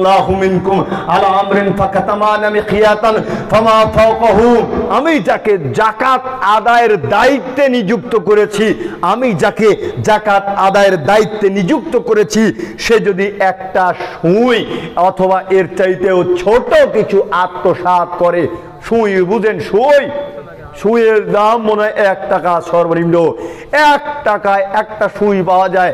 আল্লাহর নবী বলতেছেন, কেউ যদি একটা সুই আত্মসাৎ করে অথবা এর চাইতেও ছোট কিছু আত্মসাৎ করে, 1 টাকার নিচে আর কোনো পয়সা আমাদের চালু আছে? চালু নাই, চলে না, কেউ নেয় না, কেউ নেয় না। তাহলে এই 1 টাকার সুয়ের চাইতেও ছোট কোনো কিছু কেউ যদি আত্মসাৎ করে, তবে আল্লাহর নবী বললেন কানা হুলুলান ইয়াতি বিহি ইয়াউমাল কিয়ামাতি, কিয়ামতের দিন সেটাকেও উপস্থিত করা হবে, সেটাকেও ছাড় দেওয়া হবে না। যেটাই আমি আপনি আজকে আত্মসাৎ করি না কেন, কি মিসকিনের অংশ, কি বোনের অংশ, কি ভাইয়ের অংশ, কি মসজিদের অংশ, কি কবরস্থানের অংশ, বিন্দুমাত্র একটা সুদ সমান অথবা এর চাইতেও ছোট কিছু যদি আত্মসাৎ করেন, তবে কিয়ামতের দিন সেটাকে উপস্থিত করা হবে। সেই দিন আমার আপনার পরিস্থিতি কি হবে? যারা আমানতদারিতার মধ্যে থাকেন, যারা অঙ্গীকারবদ্ধ থাকেন, তাদের ব্যাপারে একটা হাদিস উল্লেখ করছে। আনাস ইবনে মালিক রাদিয়াল্লাহু তাআলা আনহু বলতেছেন, আও ক্বালা নবী সাল্লাল্লাহু আলাইহি ওয়াসাল্লাম ইল্লা ক্বালা ফি খুতবাতিহি, আল্লাহর নবী এমন খুতবা খুব কমই দিতেন যেই খুতবাগুলোতে তিনি বলতেন না লা ঈমান লিমান লা আমানাতা লাহু, ওই ব্যক্তির ঈমান নেই যেই ব্যক্তির আমানতদারিতা নেই। কি বুঝলেন? আপনার কাছে কিছু গচ্ছিত আছে, আপনার কাছে কিছু গচ্ছিত আছে, বলা হলো ভাই সাহেব আপনি তো দায়িত্বশীল মানুষ, আপনার কাছে এটা সেটা গচ্ছিত ছিল, আপনি দয়া করে আপনার আমানতটা আমাদের কাছে বুঝিয়ে দিন। আপনি তখন 900 বুঝ দিবেন, আমানতের হিসেব দিতে চাইবেন না। বুঝতে হবে আপনার মধ্যে বিন্দুমাত্র ঈমান নেই। এরপরে আল্লাহর নবী বলতেছেন ওয়ালা দীন লিমান লা আহাদা লাহু, ওই ব্যক্তির দিন নাই, ওই ব্যক্তির ধর্ম নাই, ওই ব্যক্তির যেই ব্যক্তি অঙ্গীকার নাই, যেই ব্যক্তি ওয়াদার ভঙ্গ করে, ওয়াদার হরখিলাপ করে, ওই ব্যক্তির দিন ধর্ম বলতে কিছুই নাই। আপনি চিন্তা করেন তো আপনার পরিস্থিতি কি, আপনার পরিস্থিতি কি? হাই যে হায়, হায় রে হায়, কি কঠিন পরিস্থিতি। যারা আজকে আত্মসাৎ করে জীবন যাপন করছে, কত মেম্বার, কত চেয়ারম্যান, কত এমপি মন্ত্রী, যারা আত্মসাৎ করছে, জনগণের মাল সম্পদকে রক্ষণ করে নিজেদের ভুঁড়িকে, নিজেদের থুতনুর পাওয়ারকে বৃদ্ধি করছে, এদের পরিস্থিতি কি? হায় হায় হায়। লক্ষ্য করেন আল্লাহর নবী বলতেছেন মান আখাযা শিবরান মিনাল আরদি যুলমান, কোন মানুষ যদি অন্যায়ভাবে জুলুম করে অর্ধ হাত জমি দখল করে, অন্যায়ভাবে জুলুম করে কারো অর্ধ হাত জমি দখল করে, ফাইন্নাহু ইউতাওয়াকুহু ইয়াউমাল কিয়ামাতি, কিয়ামতের দিন তাকে অনুরূপ 7 স্তর জমিন তার গলায় ঝুলিয়ে দেওয়া হবে। মিন সাবঈ আরাদিন, কিয়ামতের দিন অনুরূপ 7 স্তর জমিন তার গলায় ঝুলিয়ে দেওয়া হবে। তাহলে একটা বার চিন্তা করেন, আপনি অর্ধ হাত জমি দখল করলেন মানে 7 হাত আপনার কিয়ামতের দিন ঝুলিয়ে দেওয়া হবে। 1 বিঘা জমি যদি আপনি কারো দখল করে থাকেন, কিয়ামতের দিন আপনার গলায় 7 বিঘা জমি ঝুলিয়ে দেওয়া হবে।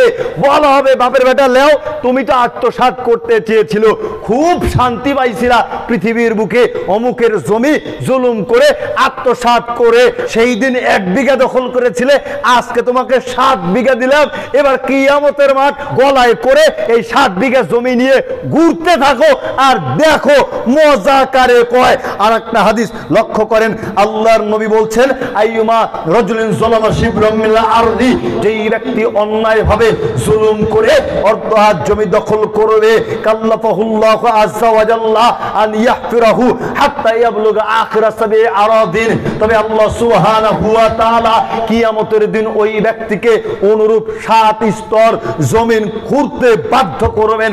বলা হবে তুমি অর্ধ হাত জমি দখল করতে চেয়েছিলে, তুমি 7 স্তর জমিন খুঁড়ো, গর্ত করো, খুঁড়ো, গর্ত করো, সুম্মা ইউতাওয়াকু ইলা ইয়াউমিল কিয়ামাতি হাত্তা ইউকযা বাইনান নাস, অতঃপর সেই 7 স্তর খোঁড়া জমিনকে তার গলায় বেঁধে দেওয়া হবে। এভাবে ততক্ষণ পর্যন্ত তার গলায় ঝুলানো থাকবে যতক্ষণ পর্যন্ত হিসাব কার্য আল্লাহ সুবহানাহু ওয়া তাআলা শেষ না করছেন, ততক্ষণ পর্যন্ত তার গলায় ঝুলানো থাকবে। এবার আপনি চিন্তা করুন, আপনি মিসকিনের যাকাতের অংশ মেরে খাবেন, মেরে খেয়ে কিয়ামতের দিন সেগুলোকে গলায় করে কাঁধে করে নিয়ে উঠতে চান, নাকি কিয়ামতের এই ভয়াবহ পরিস্থিতিতে আপনি মুক্তি পেতে চান? আপনি নিজেই নিজেকে প্রশ্ন করুন। তবে ইনশাআল্লাহ আশা করা যায়, আপনি উত্তর পেতে পারেন, আপনার পরিবর্তন আসতে পারে। জাবির ইবনে আব্দুল্লাহ রাদিয়াল্লাহু তাআলা আনহু বলতেছেন, আল্লাহর নবী বলেছেন, ইত্তাকু যুলমা, তোমরা জুলুম করা থেকে বেঁচে থাকো, তোমরা জুলুম করা থেকে বেঁচে থাকো।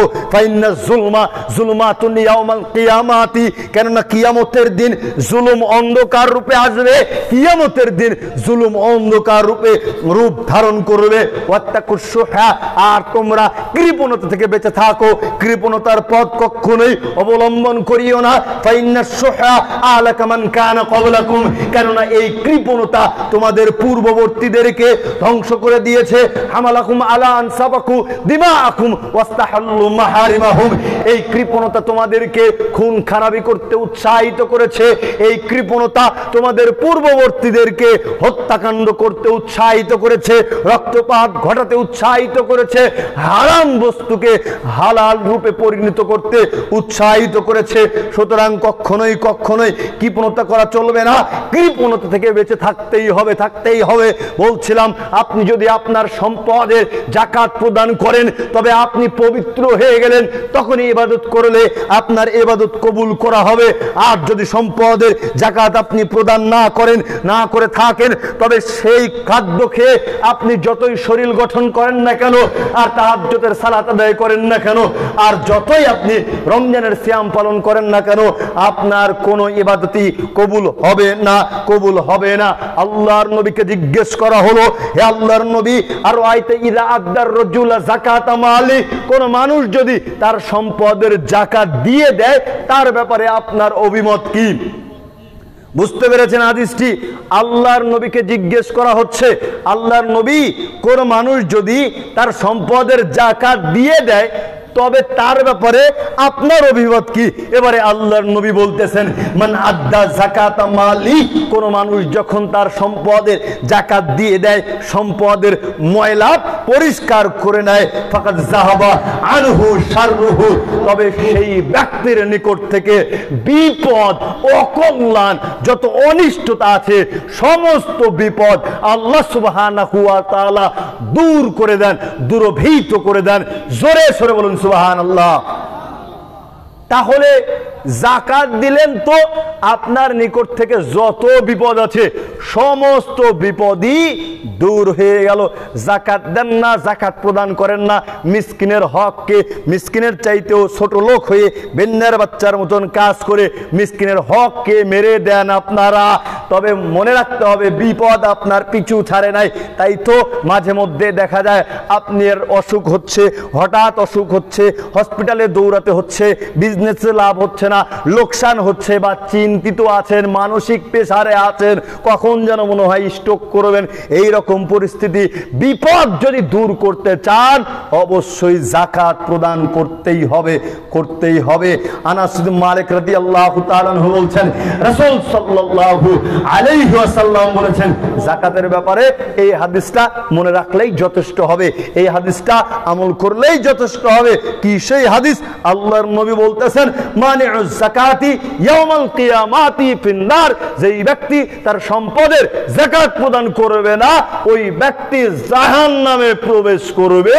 জোরে সরে বলুন নাউজুবিল্লাহ। যাকাতের ব্যাপারে আর কিছু বলার প্রয়োজন আছে?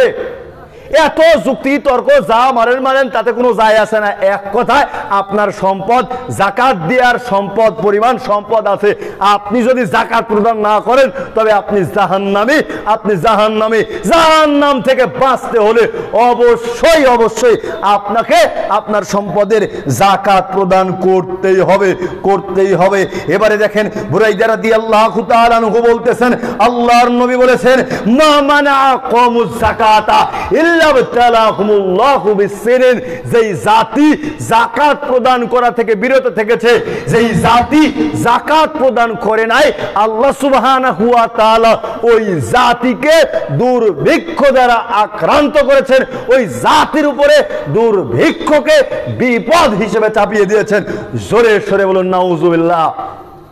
এবার হাদিসটা নিজের উপরে একটু ফেলিয়ে দেখেন, হাই হাই হায় কি পরিস্থিতি, দ্রব্যমূল্যের দাম লাগামহীন। এই যে রমজান মাসে প্রথম দিকে ইফতার করব, পিপাসায় কাতর সকলেই, হায় রে হায় দেশি পণ্য তরমুজ কি স্বাদ রে বাবা, এক কামড় খেলে, একটু রস খেলে, একটু জুস খেলে একেবারে কলিজা ঠান্ডা। সেই তরমুজ যখন আমরা কিনতে গিয়েছি, একটা তরমুজ কিনতে হয়েছে 700,000 টাকায়। ঠিক না ঠিক বললাম? এগুলো কি আমার আপনার উপর বিপদ নয়? অবশ্যই বিপদ, অবশ্যই বিপদ। মানে প্রত্যেকটা মানুষের অন্তরটা অভাব দিয়ে পরিপূর্ণ। সম্পদ যতই থাক কিন্তু অভাব থেকে মুক্ত হতে পারে নাই। আজকে মিসকিনদের কথা তো বাদই দিলাম, মিসকিনদের কথা আর কি বাদ দিব? আমাদের দেশে যেই সমস্ত ধনকুবরা রয়েছে, এই ধনকুবরা যদি জাকাত প্রদান করে, মাথা পিছু জাকাত ভাগ করে দিলে, বন্টন করে দিলে একেবারে কয়েক লক্ষ করে টাকা পাওয়া সম্ভব হবে। এই রকম পরিস্থিতি, আমরা জাকাত প্রদান করি না। সাধারণ ছোটখাটো এদের কথা বাদিয়ে দিলাম, কিন্তু যারা ধনকুব রয়েছে তারা যদি জাকাত প্রদান করে, তবে আমাদের দেশ থেকে ইনশাআল্লাহ দারিদ্রতা চলে যাবে। জাকাত যতদিন পর্যন্ত আমরা প্রদান না করব, ততদিন পর্যন্ত বিপদ আমাদের থেকে দূর হবে না, অনিষ্টতা আমাদের উপরে থাকবেই। জাকাত প্রদান করতে চাই না, 2-4 জন জাকাত প্রদান করলেও সেগুলোকে দান হিসেবে প্রচার করে থাকি। একটা করতে গিয়ে আর একটা করে ফেলি, নিজেকে পবিত্র করতে গিয়ে একেবারে আরো আল্লাহর রাগান্বিত পাত্রে পরিণত হচ্ছি, মিসকিনদের সাথে তামাশা করতেছি। এই কাজ করবেন না। জাকাত আপনার যতটুকু আছে ততটুকু বের করবেন। এরপরে আপনার যদি সাধ্যে কোলায় 1 টাকা দান করলেন, 1 লক্ষ টাকা দান করলেন, 1 কোটি টাকা দান করলেন, আল্লাহ সুবহানাহু ওয়া তাআলা আপনার দানের উত্তম প্রতিদান দান করবে। না করলে আপনি কৃপণ, পাপ হবে না, আপনি কৃপণ। কিন্তু জাকাত নিয়ে তামাশা কেন? 900 বুঝ, এটা দিবেন সেটা দিবেন।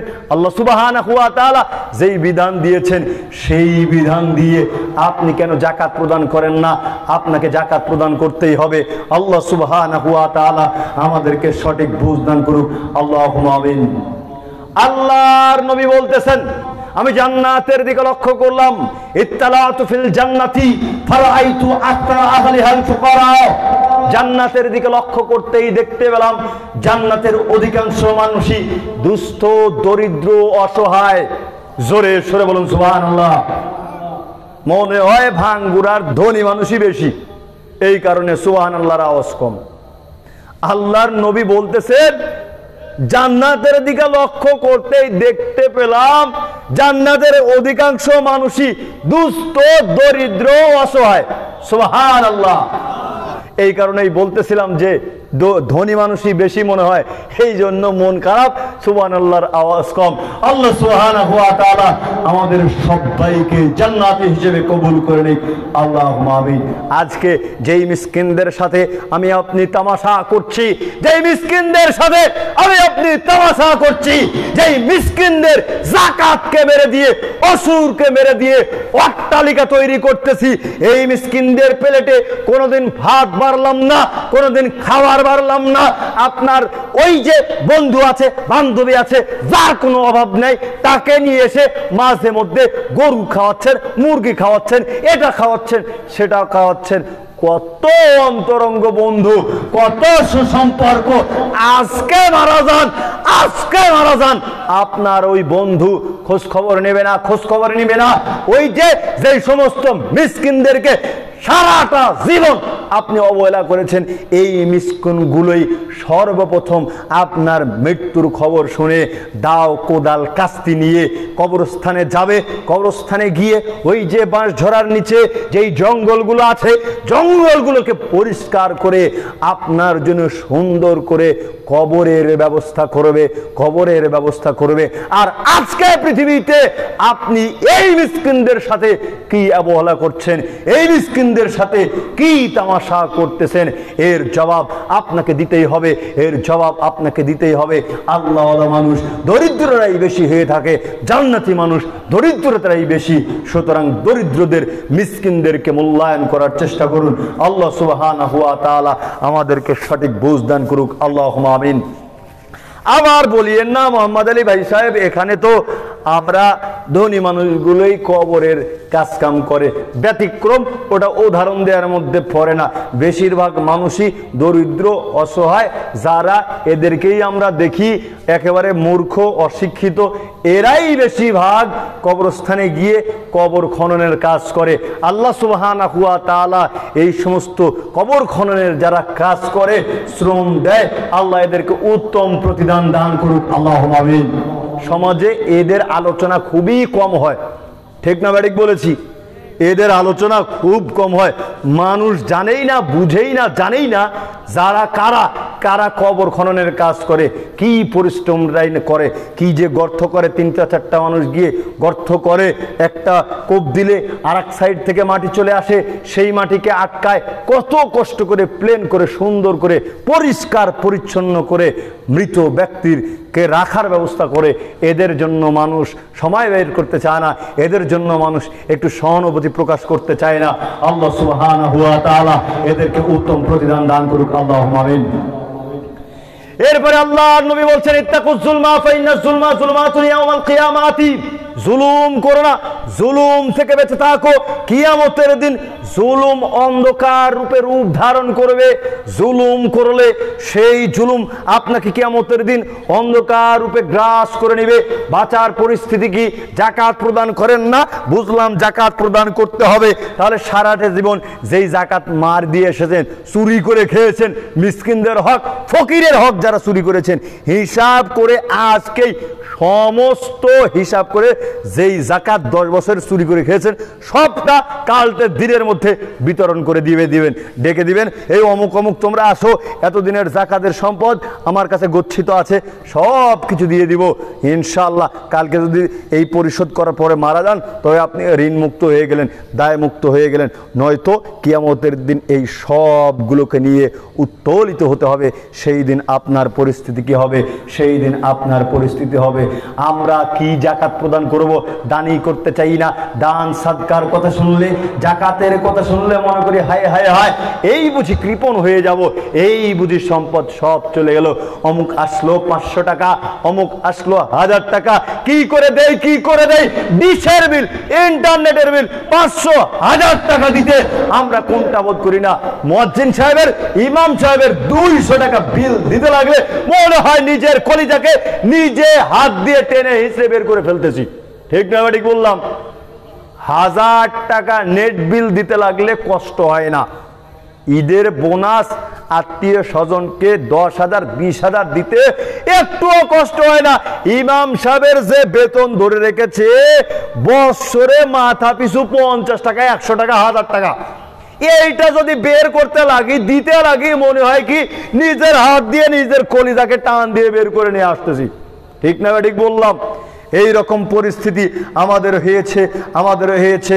যা হোক, কথা অনেকেই বলছিলাম, এবার লক্ষ্য করেন আল্লাহর নবী বলতেছেন খুবই গুরুত্বপূর্ণ একটা হাদিস। এই হাদিসটা ইনশাআল্লাহ আমরা সকলেই আজকে এক্ষুনি আমল করার চেষ্টা করব, এক্ষুনি আমল করার চেষ্টা করব।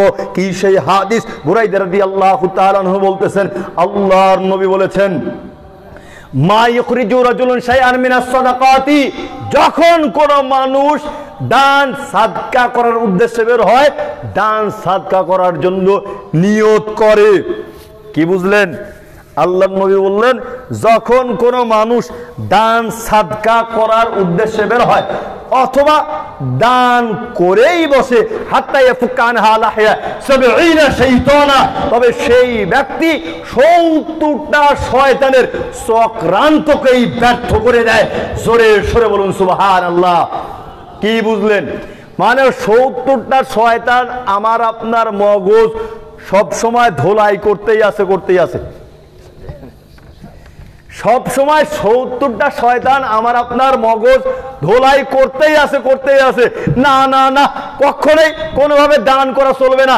দান করে না মানে 70টা শয়তান আমার আপনার পিছনে লেগে আছে।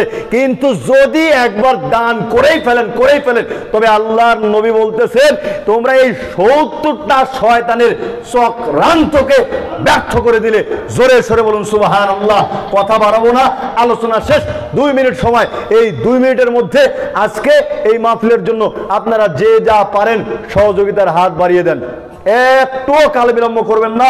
কথার মানে একটা বলাটাও বেয়াদবি হয়ে যায়। শায়েখ চলে এসেছে, তারপরও একেবারে 2 মিনিট আপনারা যদি কেউ কিছু দেন, সহযোগিতার হাত বাড়ান। আল্লাহ সুবহানাহু ওয়া তাআলা আপনাদের দানের হাতকে কবুল করে নিক। আল্লাহুম্মা আমিন। কেউ ভিতর দিয়ে যান, কেউ যদি কিছু দেয় দেওয়ার চেষ্টা করেন। প্রতিপালক আজকের এত সুন্দর যারা আয়োজন করলো, আল্লাহ তুমি তাদের আয়োজনকে কবুল করে নাও, আমিন। যারা আমাদের মধ্যে অসুস্থ রয়েছে, আল্লাহ তুমি তাদেরকে সুস্থতা দান করো, আমিন। যারা ঋণগ্রস্ত রয়েছে, আল্লাহ তুমি তাদেরকে ঋণ মুক্তি দান করো, আমিন। যারা কবরবাসী রয়েছে, কবর শোয়াইতে রয়েছে, আল্লাহ তুমি তাদেরকে কবরের শাস্তি হতে পরিত্রাণ দান করো, আমিন। এবং এত সুন্দর যারা আয়োজন করেছে, আল্লাহ তুমি তাদের আয়োজনকে কবুল করে নিয়ে তাদেরকে উত্তম প্রতিদান দান করো, আমিন। যারা দান করছে তাদেরকে তুমি উত্তম প্রতিদান দান করো, আমিন। আল্লাহুম্মা আকসির মালাহু ওয়ালাদাহু ওয়া বারিক লাহু ফীমা আ'তাইতাহু। লিল্লাহি তাকবীর, লিল্লাহি তাকবীর। কুল্লু তাকবীরাতুন সাদাকা। তাকবীর দিলে আমলনামায় সাদকার নেকি লিপিবদ্ধ করা হয়। সুবহানাল্লাহ। আলহামদুলিল্লাহ বললে, সুবহানাল্লাহ বললে, সৎ কাজে আদেশ দিলে, অসৎ কাজ থেকে নিষেধ করলে সাদকার নেকি লিপিবদ্ধ করা হয়। সুতরাং আপনারা সাদকা করবেন, কেউ বঞ্চিত হবেন না, সবাই কিছু না কিছু দিয়ে অংশগ্রহণ করবেন। আল্লাহ সুবহানাহু ওয়া তাআলা আপনাদের দানের হাতকে কবুল করে নিক, আল্লাহুম্মা আমিন। পরিশেষে আমার জন্য দোয়া চাচ্ছি, প্রাণ খুলে দোয়া করবেন। আল্লাহ সুবহানাহু ওয়া তাআলা নির্ভীকভাবে কোরআন এবং সহিহ হাদিস প্রচার প্রসারে আমাকে যেন তৌফিক ইনায়াত করেন। এখনো যারা এদিক সেদিক চলাচল করছেন, আর একটুও সময় নষ্ট না করে আপনারা অতি দ্রুত সামিয়ার নিচে এসে বসে যাওয়ার চেষ্টা করুন। ওয়া আখিরু দাওয়াহুম আলহামদুলিল্লাহি রাব্বিল আলামিন। আসসালামু আলাইকুম ওয়া রাহমাতুল্লাহ।